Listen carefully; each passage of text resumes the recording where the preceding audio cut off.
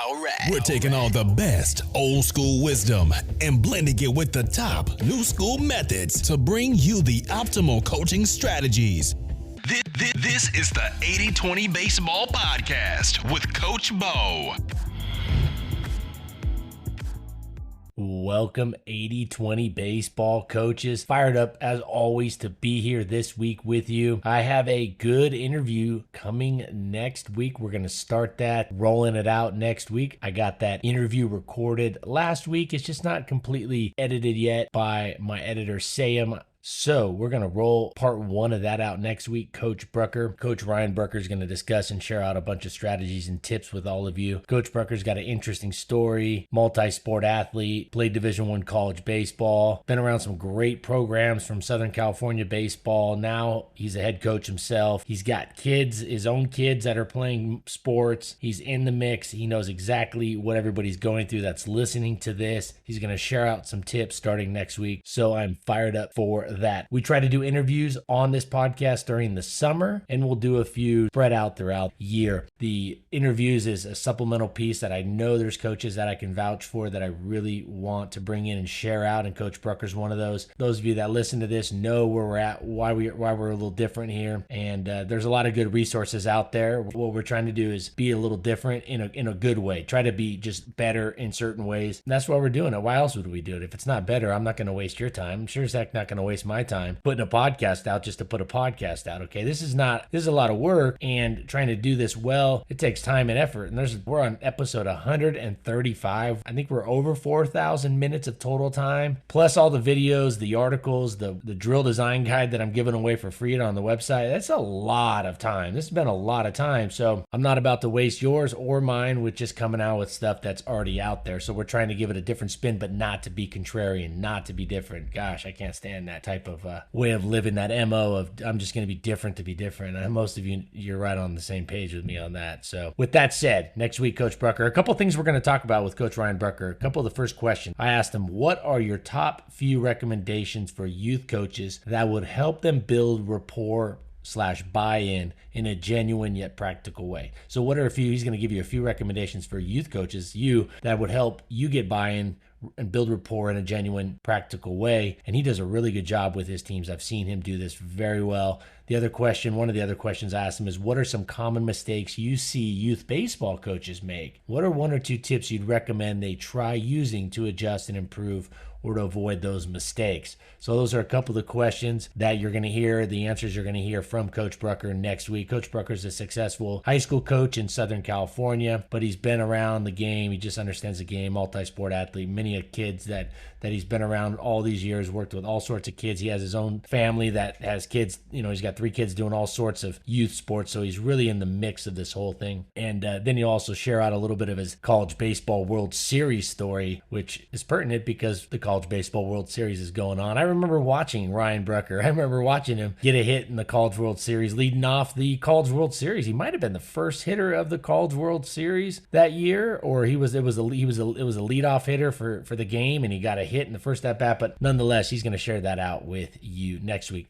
We've been doing a little discussion on equipment, baseball equipment. I think baseball equipment, as long as it's authentic to the game, it doesn't take away too much from the game. Now, with the caveat being something like dodgeball, like you want some good equipment. I took my daughter to the trampoline place the other day, and they had these trampoline places here in Boise have dodgeball. They all seem to have dodgeball. There's like 3 of them. They all seem to have dodgeball areas, arenas. And I'm in there, and I was thinking about all you because I picked up a couple gator balls and chucked it at her. She's 5, so I didn't give her the full fastball, but I gave her a sinker, dropped the 2-seam, just kind of slid that in, got her in the gut. But nonetheless, I think the gator ball, and if you don't know what most of you are probably familiar, you've seen them. If you're not sure, that term gator ball is kind of the popular brand that makes those foam. They have a neoprene cover, so they actually go somewhere, and they have you can throw them pretty good velocity, but when they hit somebody, they don't really do anything. They might leave a red mark for like 15 seconds. That's a good piece of equipment to have, dodgeball, and we've talked about that in another episode. 5 dodgeballs, you set up a game, in the batting cage, you could do like 2-on-2 in a batting cage. That's a good idea. Why a batting cage? Because dodgeball is no fun if everybody's just chasing dodgeballs the whole time. That's why it's done in the gym. That's why it's done inside of a room, like a multi-purpose room for PE classes. But if you could do it in a batting cage, you could almost do like a tournament, like a ladder tournament. If you had like 3 tunnels, that'd be pretty cool. You could do 2-on-2. Dodgeball is great because one, cardio, quickness, explosiveness. You got to build a move. You got to build a jump. You got to just be quick. It's just athleticism. It really does. I know it maybe sounds kind of weird to say that, but dodgeball definitely can build some athleticism. I know in a tight quarters, like in a tunnel, a batting practice tunnel, that might negate a little bit of that, but the accuracy of the throws for throwing from different angles, it's really good. And the dodgeball is not crazy heavy. It's not like you're chucking like a 5-pound, 4-pound, 3-pound ball, right? So it's not going to put any undue stress on the arm. It's definitely going to help. It's a fun way to build accuracy, hand-eye coordination, agility. So the dodgeball is a good one. I was asked by Coach Brown, Coach Brown, you know who you are. He emailed and we talked back and forth throughout the season. It's always great hearing from Coach Brown. Coach Brown asked me about the swing rail. And I'm not super familiar, so I wanted to kind of bring that up. I've never used the swing rail personally. It's a swing aid. It's to help the swing path. Now, I don't get a lot into the swing on this podcast, and there's a reason. I've talked a lot about hitting approach. I feel the hitting approach, the 80-20 hitting approach, is a better hitting plan approach when it comes to pitches, pitch selection, swing selection. I think it's the best out there. And, I'm saying that very humbly because I know there's a ton of good information out there. I think I've got it down to as simple as you can get it and in the best concrete way that you can use the hitting approach. I think it's just the best way. I don't think you can simplify it anymore. And thus it makes it so effective out there because hitting is so difficult. It's such a quick reactionary thing. It just happens so fast and it's just really hard hitting is hard to do. Being a good hitter is hard. And I think the hitting approach we have, the 80-20 hitting approach, is second to none across the board, but it doesn't get into the swing. We don't talk a lot about swing. I have talked about the 50-50 approach, 50-50 kind of weight balance for the most part, trying to stay 50-50 or close to that 50-50. That's a big one. That's why the swing rail is not something I'm going to get into. That's not in my, pardon the pun, wheelhouse. It's not in my wheelhouse. What I do understand about training equipment and using training equipment to better or to more efficiently train, to better train the skills for baseball. I think they can be very advantageous if they don't take away from the authenticity. What do I mean by that? Like for the swing rail, what I like about it is that the swing should be similar to the swing in the game. Now, I'm not going to get into the whole because I've seen different things. I've heard coaches talk different ways. I see a lot of people that like the swing rail. I can't speak to the productivity out of it personally. I would try it out and see. It probably wouldn't hurt if you're in, something like that. But what I like to do is when I work with pitching, so pitching's definitely more my wheelhouse between pitching and hitting. And I love using things that force pitchers into better positions because kinesthetic awareness, getting youth players and getting just players in general, getting them into better positions insofar as that they have the strength and mobility to do it by using just words and coaching pointers, verbal coaching pointers, is not always the best way to do it. And it can be a very slow process, the disconnect between what they're doing and what you're telling them and what they're feeling. But if you can force them into it in a safe way, I've talked about this on the pitching webinar.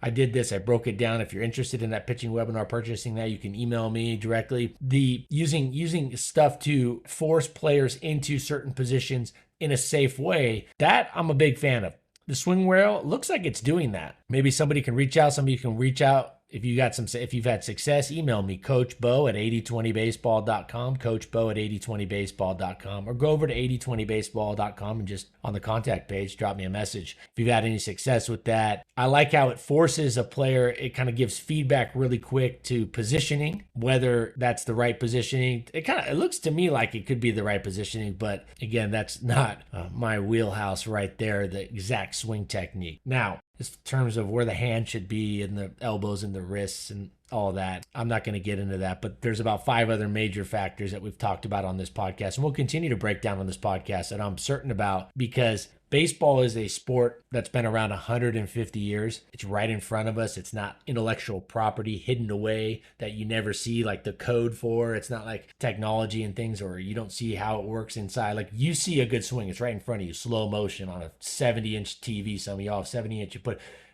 A good swing is not hidden from anybody. But I do think there's about 5 absolutes that we talk about here. When I say absolutes, within some tight parameters that vary a little per hitter, or not per hitter, but could vary depending on the hitter a little bit because the nuances, the uniqueness of each player. With that said, spray paint for pitchers. Now, this is something you can go out, get that spray paint and just something that you can just spray on the dirt. Chalk lines are kind of, most fields don't use chalk anymore. They just use the spray paint or something else. They don't even use paint anymore. They just use something permanent or whatnot. But just spray painting a straight line from the middle of the mound or from the side of the mound that the pitcher is working from straight to the middle of home plate. I'm a big fan of spray paint. So it's an old school, something that's been around obviously for a long time. It's just generic. It's a Home Depot type of product, but spray painting a straight line to the plate, teaching pitchers direction, striding straight to the plate. I like the spray paint. You could use it for hitters too,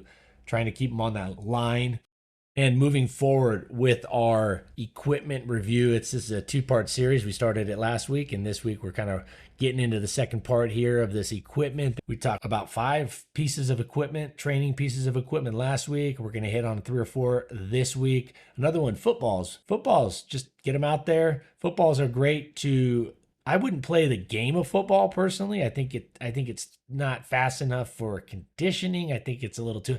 I wouldn't play football the game with my baseball team. I'd do dodgeball in a second. I'd do dodgeball in a heartbeat. I'd do dodgeball over anything because it involves the throwing and the accuracy of throwing. And if you ever get into big problems in youth baseball, a lot of times it revolves around your pitcher is not throwing strikes and the accuracy is not there. Well, dodgeball is all about accuracy with the throws and while they're moving and dodging and kind of in different positions. And it's fun as heck. Kids love it and they're going to get some quickness and agility. Football, I would use footballs as a warm-up part of the throwing routine. The throwing routine is something I would use footballs with. You don't need to use NFL-sized footballs for youth baseball players. Drop it down, get a youth-sized football. Or every 2 players should have a football out there. I recommend doing it every throwing routine. The volume, the reps will vary, but getting that football, it's weighted. A football is obviously it's weighted. Of course, a baseball is weighted, but it's heavier than a baseball. So it's going to build up a little arm strength in that, shoulder strength, things like that, but it's not super heavy. I mean, I think a regulation NFL ball is 16 ounces. What's that, a pound? So it's nothing that's going to hurt the arm if done fairly correctly. But youth players, maybe you just use a smaller, they have your youth footballs and use that. And again, I wouldn't have it out on the mound, throwing it on a slope, but just on a flat surface using that. Here's the thing about the football, instant feedback. Instant feedback. If you throw a duck, if the player throws a duck, in other words, it starts wobbling, it's all wobbly, it's not a spiral. If the player doesn't throw a spiral, it's instant feedback that something was off. I also think it's good for developing some of that breaking ball aptitude because of the way the football's thrown. The one thing that I don't hear talked about, which is interesting, I hear football's praised a lot for baseball players like pitchers, but one of the trade-offs is when you throw a football, your hand comes off the side of the ball. And if you've ever tried to push a football from behind, it wobbles. It doesn't go anywhere. You have to throw it. You have to snap kind of on the side, pull down on the seams and get that spiral, right? Now, the arm action will look similar to a throw, but the release will look more like a breaking ball or a slider type because the fingers are going to be on the side of the ball, not behind it. A fastball and a changeup, pitcher's fingers, or on any type of throw across the diamond or any quality throw defensively, the fingers are going to be behind the ball. They're going to be right behind the ball as best as possible. They should be as behind the ball as possible to get that throw to go straight. Hence the curveball or sliders, a breaking ball, something like that. With some movement, you're going to have it on the side. Okay, you're going to supinate. Essentially, you supinate your hand for those of you that understand like that supinate, pronate, and then the neutral position, hand position. So footballs, I think the football helped me with my slider. I used to throw a football. I just had a good arm, so I was the quarterback. I was tall. They always had me kind of be the quarterback in elementary school and junior high. And I didn't do quarterback in high school. I moved over to the tight end because our quarterback at the school I was at the time in high school was a stud, and he broke all the school records. So it was kind of not used. I wasn't going to really do much better than he was.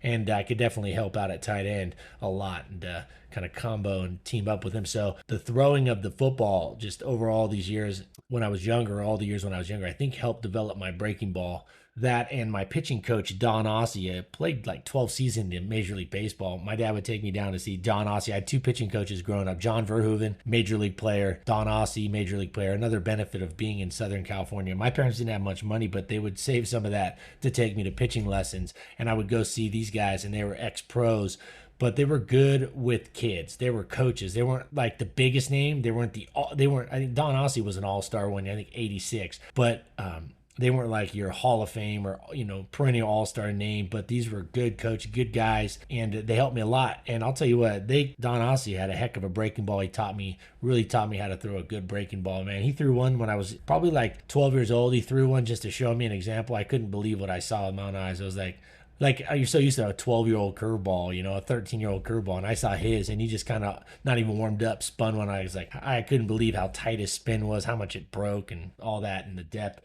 But nonetheless, football, good one. Spray paint for pitchers, getting them to stride in a straight line. I'm a big fan of pitchers striding in a straight line, or relatively straight. It can be a little off, just shouldn't be off by more than a few inches, in my opinion. Gator balls, dodge balls, swing rail. Hey, those of you that know hitting the actual swing where the hands in the path of the hands and all that, I like the idea that it kind of forces or gives quick feedback in a safe way. I like that. I just can't fully vouch for it myself, just one way or the other. But I do like the idea of something that gives that feedback instantaneously. It kind of forces hitters into a good or into a position that is supposedly supposed to be better. Same with pitching. Anytime you can get players in a better position. In high school, speaking of, I would go over with the offensive lineman as a tight end, and we would run those shoots. A lot of you played football growing up, high school football around probably when I did, in those shoots. They called them the shoots, right? You had to come out of your 3-point stance underneath, and it was metal bars. So they called them the shoots. I don't know, maybe they call them different other places, but hey, over to the shoots. We'd come out of these shoots, you'd go under these kind of like under these metal bars, and then you'd have to hit the bag or the sled on the other side. Well, if you came up just a tad bit early, you would smoke your helmet on that metal pole, and oh man, that would not feel good. It didn't hurt your head as much as it hurt your neck. Talk about a stinger. That was no bueno. So that's just an example. There's thousands of examples in sports where the practice environment forces the player to be in a better position. It forced us to stay low. And in other words, like in football, when you're blocking, you don't want to be the high guy if you can. You want to be the lower person if you can. Lower to the ground, lower center ground, yada yada yada. So that was what it was teaching us. It forced us, and if we didn't do it right, we were feeling painful right. We knew right away. So it forced us. So like I talked about the J-band, I love the J-band for a certain thing with pitchers. We talked about it on the pitching webinar. I explained it out. There's a video. I love it for keeping pitchers in a certain position, and it forces a certain quality position, in my opinion. So love that. Leg strength during the off season. So moving on, and if you have any equipment you'd like me to talk about, I'm going to be upfront. If I don't, there's a lot of stuff out there. I've coached with a lot of different equipment, training implements. I've used it myself. I was using weighted balls 20 years ago, and nobody was using weighted balls really. I got the idea from a guy I played high school ball with that had put pennies in a tennis ball. He put pennies in a tennis ball, and he was throwing 92 back in the 90s. When 92 was like a big deal. I just remember using weighted balls and things. I didn't really have much success with it because I was just kind of piecing together a program. I think there is, if you follow a program right and you certain things like that, I'm definitely a fan in certain instances. I don't think it's the magic bullet. I don't think it's going to make a pitcher just all of a sudden throwing absolute cheese or gas. I don't necessarily recommend it for young players, and it shouldn't be just kind of put together hodgepodge. It should be done with somebody who knows exactly what they're doing. It should be done with a program in mind. Driveline has a pretty good program with that, but it should be supervised, and it shouldn't be treated with this like the end-all be-all training. But nonetheless, I was using weighted balls a long time. Probably shouldn't have been using them because I was probably not using them right. But I was using these, I was always looking for something that could help. I see a lot of different equipment out there. Reach out to me, email me, and I'm just going to bring it to you. Like, I'll bring you my feedback, my honest feedback. I'll reach out to coaches that are using it that I know in my inner circle and say, hey, what are your thoughts on this? Email me, coachbo@8020baseball.com, and I'll let you know about that.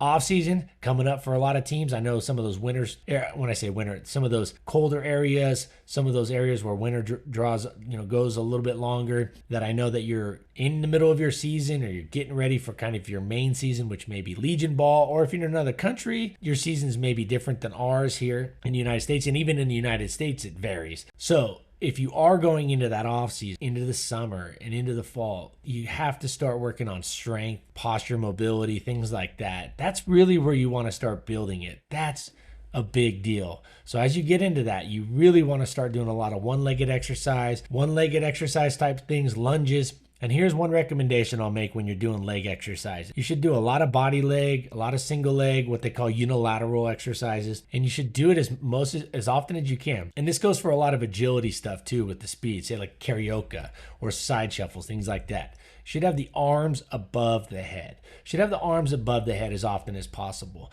This is going to create a better posture. Think about a pitcher, their hands that, you're throwing from at least with your elbows above your shoulder line. They don't need to be necessarily be straight up in the air. Your arms and hands, the players don't have to have their hands straight up in the air, but their elbows should be above their shoulder line, just like it would be when they're pitching for the most part. Even a sidearm pitcher, his elbow is above the shoulder line. It's just they tilt the torso down, so it looks, it's definitely lower. It's closer to the ground, but most of the time it's the throwing elbow is above the shoulder line, even to or just slightly above. Typically, even's pretty good.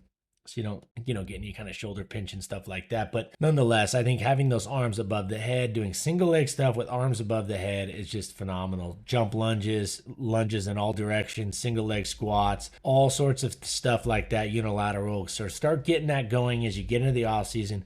And this doesn't have to be a crazy workout. In fact, the reason it's probably not done very often and the reason it's not done as consistently as it should be with youth players or even players in general is because too much is prescribed. I highly recommend it be something like 15 minutes twice a week, 20 minutes twice a week, or 15 minutes 3 days a week, and just have them go. Boom, set a timer, have it scripted, have a timer, have a date and time it's done, and do it. That's a big deal. I think keeping it short and sweet will allow it to go longer and more consistent. All right, we're going to wrap it up there. Always great being here with you. Go over and get your drill design guide at 8020baseball.com. Next week, we'll see you here. Got the interview rolling out with Coach Brucker. Great guy, great information. And until next week, I hope all of you take care of your health, take care of your families, your friends, your close friends, and take care of your baseball teams. Take care of your kids, take care of your players. Take this information, go out there, and you're going to be more confident going out there. You're going out there with this information. That's really, at the end of the day, just the confidence going out there is huge. That's a massive deal. But to not just go out there with confidence, but then to get the results, you gotta put it into action. You gotta get it going. You gotta test it out. You gotta try it out. And when I mean test it out, it works. It's just a matter of you putting it out there and testing it out within your coaching strategy, your method, and getting a feel for how it best works for you to coach this stuff up. All right, you awesome coaches, you're already way ahead of the game because you're tuning in, listening to this, trying to get better, trying to get smarter. That's where it all starts. So I got huge props to all of you. Huge props on that. Until next week, take care of yourselves. Adios. This has been the 80-20 Baseball Masterclass. Take it to the field.